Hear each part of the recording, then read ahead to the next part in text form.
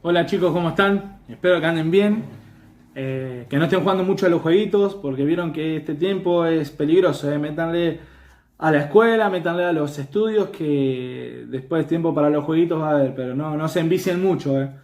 Espero que anden bien, realmente un tiempo distinto, no nos hubiésemos imaginado nunca que íbamos a transitar un tiempo así en el mundo, pero esto no tiene que ser obstáculo, sino tiene que ser oportunidad, ¿no? Oportunidad para quizás vernos de una manera distinta, mantenernos en contacto de una manera distinta, pero que no se pierda el hecho de poder compartir la palabra de Dios y de poder conocer más a Dios.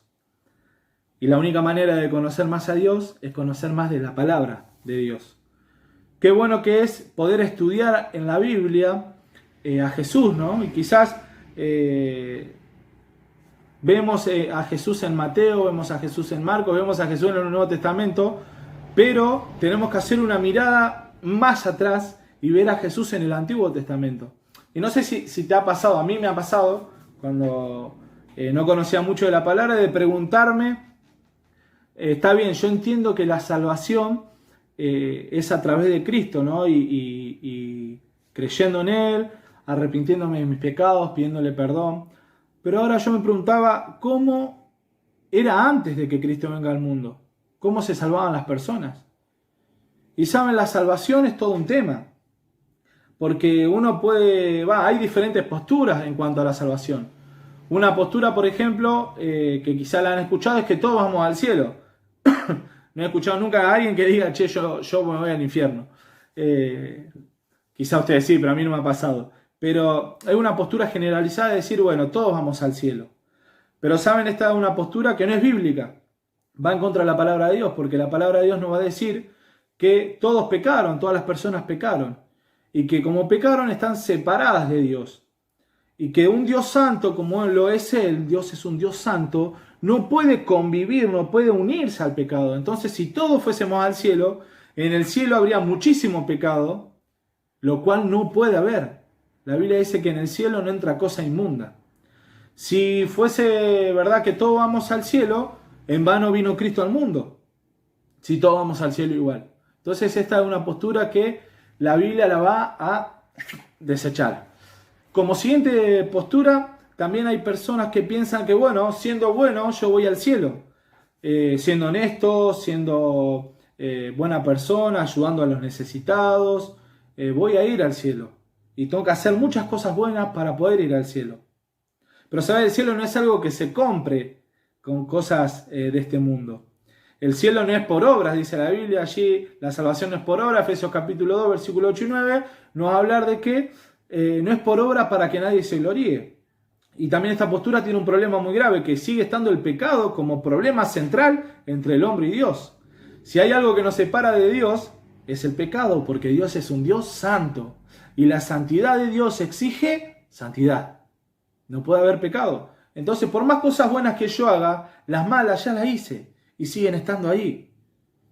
Y si fuese real también que siendo buenos, haciendo buenas obras, voy al cielo, en vano vino Cristo a este mundo.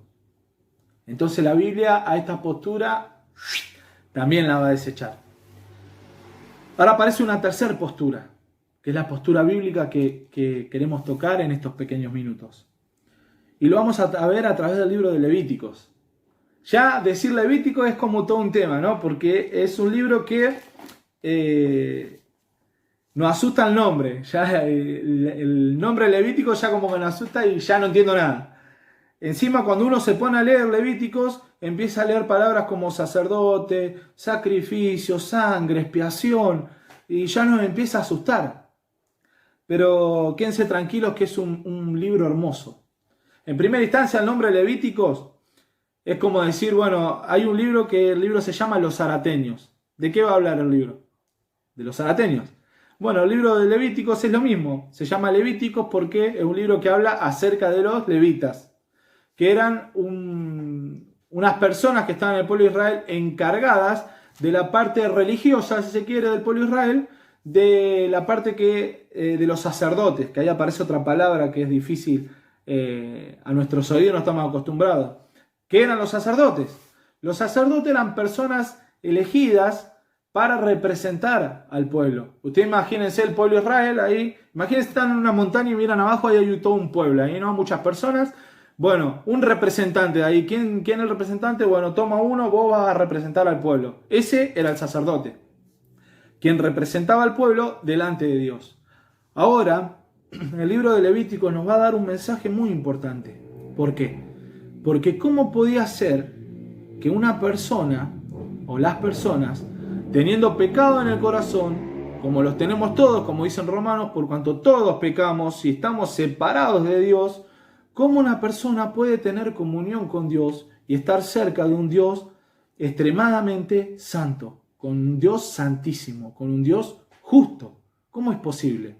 Bueno, el libro de Levítico lo va a explicar.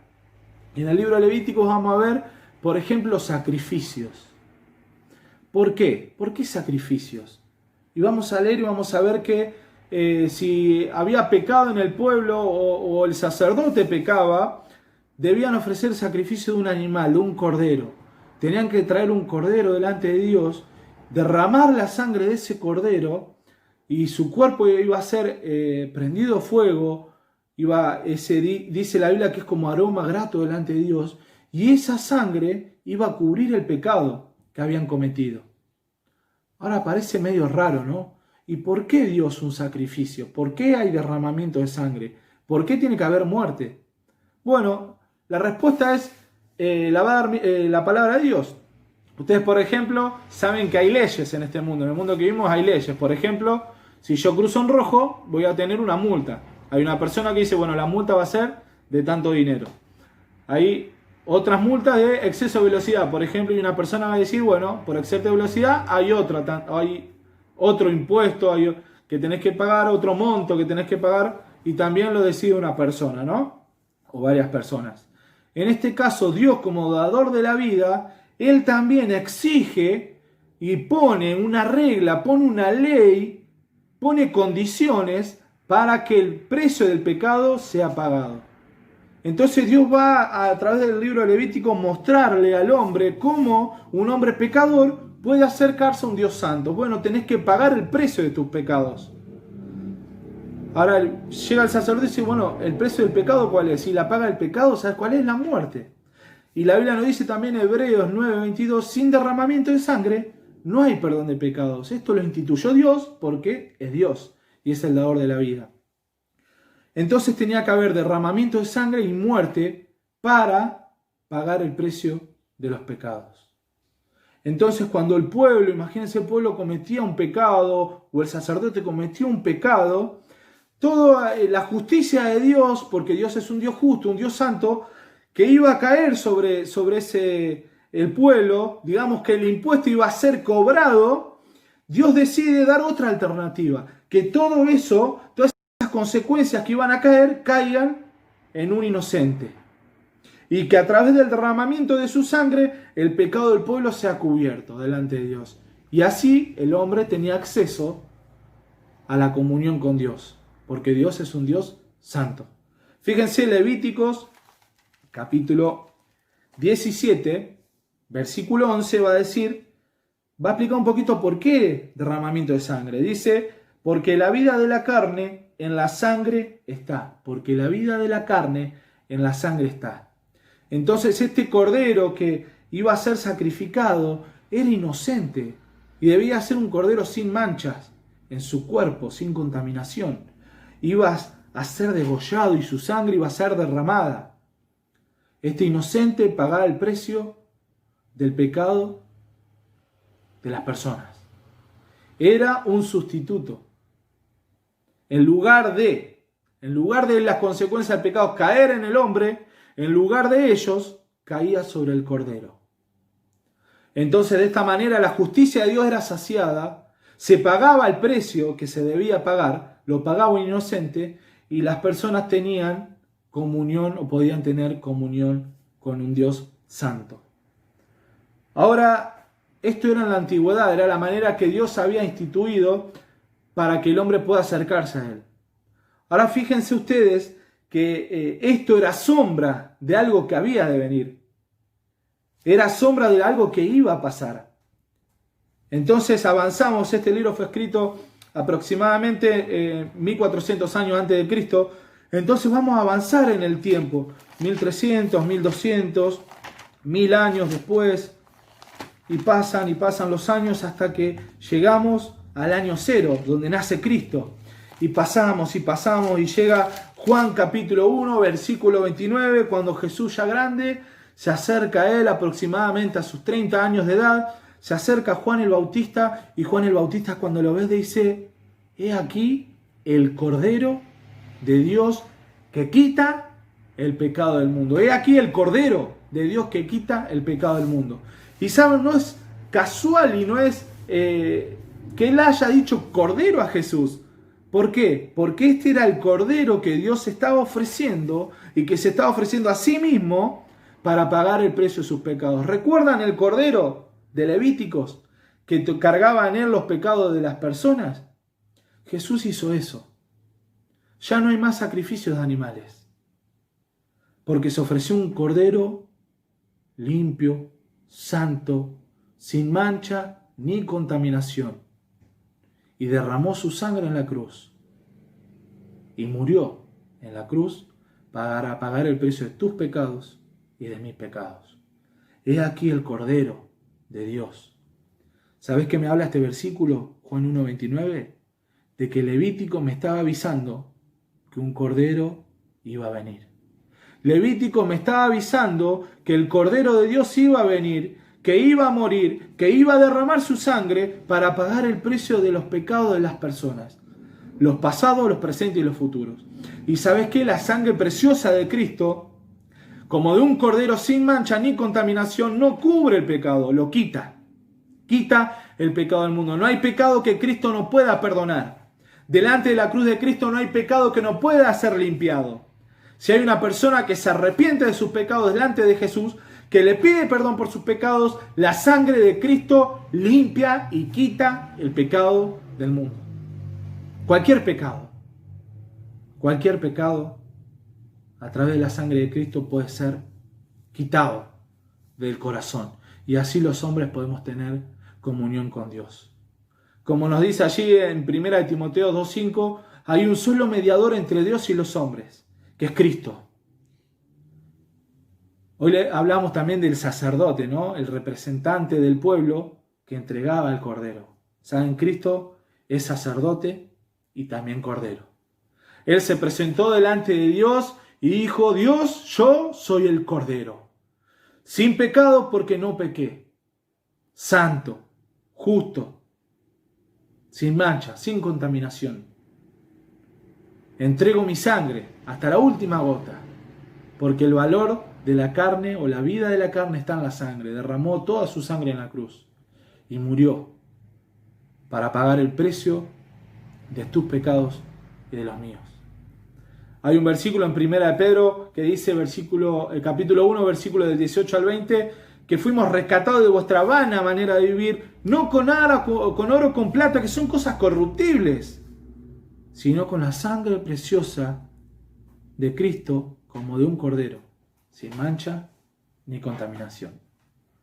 ¿Sabes? Levíticos nos habla del Cordero de Dios que iba a venir. Y vemos allí en Génesis, por ejemplo, capítulo 1, podemos compararlos con Juan capítulo 1 y ver a Cristo y sus huellas digitales en la creación. Un Cristo que forma parte de la creación del universo, de la creación del mundo, de la creación de las personas. Vemos en Éxodo allí a Cristo como el ángel de Jehová, llamando a Moisés para liberar a su pueblo. Cristo a través de una columna de nube guiando al pueblo para la liberación, a través de una columna de fuego, Cristo guiando a su pueblo para ser libres. Y vemos a Cristo en Levítico como el Cordero sin mancha ni contaminación, que es sacrificado en la cruz para que, derramando su sangre, entregando su vida, poder pagar el precio de tus pecados y de mis pecados.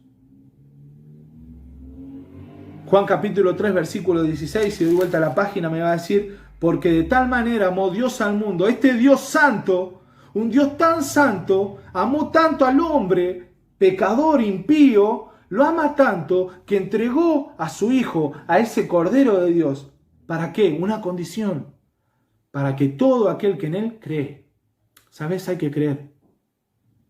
La salvación exige creer. Hoy veíamos dos posturas equivocadas. Hay una correcta, la bíblica. Hay que creer que Cristo fue el Cordero de Dios que derramó su sangre para perdonar mis pecados, para limpiar mi corazón. Hay que creer, hay que creer. Por eso te invito a ver el libro de Levíticos como sombra de la cruz de Cristo. Levíticos, la cruz de Cristo. Sombra de lo que había de venir. Allí esa sombra de la cruz que se levanta en el monte del Calvario, esa sombra señalando a Levíticos. O mejor dicho, Levíticos señalando a la cruz de Cristo. ¿Sabes por qué? Porque la Biblia señala la cruz de Cristo. Todo el Antiguo Testamento señalando la venida del Mesías. Todo el Nuevo Testamento hablando del Mesías. Todo apuntando a Cristo. El Antiguo Testamento Cristo, el Nuevo Testamento Cristo, la Biblia cristocéntrica. Pero ¿sabes qué? Te desafío a que tu corazón y tu mente apunten a Cristo. Que tu mente y tu corazón apunten a Cristo. Si no aceptaste a Cristo como Salvador, quizás este sea el momento. Si ya lo aceptaste en tu corazón, que lo puedas seguir. Que puedas seguir a Cristo. Y que tu vida pueda ser un libro abierto que señale a Cristo. Hoy nos tocó ver a Levíticos. Levíticos, sombra de la cruz de Cristo. Que el Señor te bendiga mucho.